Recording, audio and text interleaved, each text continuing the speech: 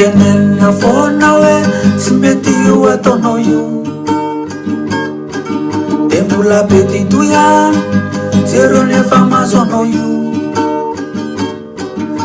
Rehefa mandray afoany tonga de mahay fa mibelona sitranao defa bahibahy sy lalànagnane ny fiainanantany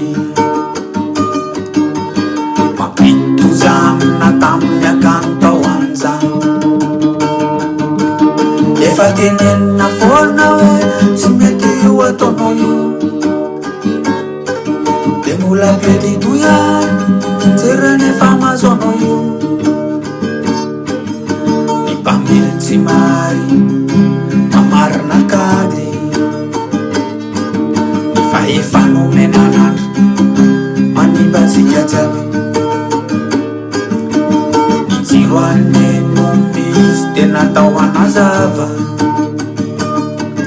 rehefa mandeha anaty aiza de mila mazava. Efa tenenina foana hoe tsy mety io ataonao io, de mbola be titoya jereo nefa mahazo anao io. Fimpiro ty safidy anao tsy tonga saina foana,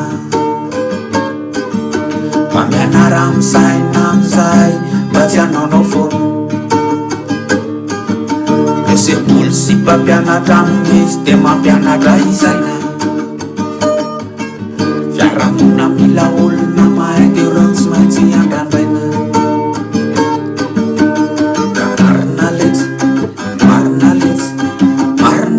Tsy fatsy laingany zany rehefa diso ny fisaina de diso ane ny fiainana. Marina letsy, marina letsy, marina letsy fatsy laingany zany, marina letsy de rehefa marina de ara ohatrany. Efa tenenina foana hoe manimba io ataonao io, de mbola be titoya jereo nefa mahazo anao io. Ifimpiry lafo teo enao tsy mankalesona foana, lomandainga mamijaly mbola tina ihany. Safidiavandaingany enao ka misafidin'io simba, ifanaranao ny marina ihany no manasitranany zany.